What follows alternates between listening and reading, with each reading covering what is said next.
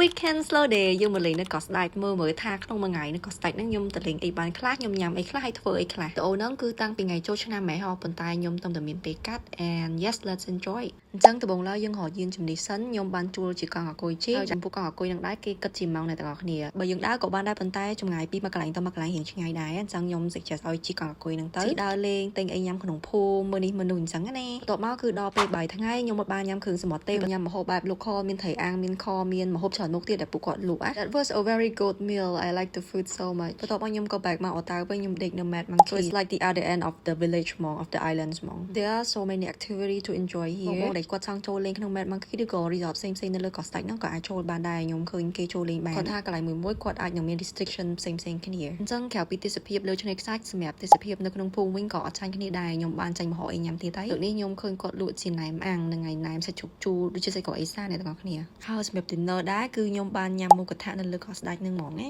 ដល់លើកោះហើយតែរកមុខកថាញ៉ាំតបបានហ្មង was only the food option that I saw for dinner so we decided to go there yes and after that ពួកខ្ញុំបាន enjoy sunset នៅលើឆ្នេរហ្នឹងហ្មង forget to catch the sunset នៅពេលអ្នកគ្នាទៅលេងកោះឬក៏ទៅលេងឆ្នេរគឺស្អាតមែនតើហ្មង yes that was pretty much of my trip to កោះស្ដេច bye bye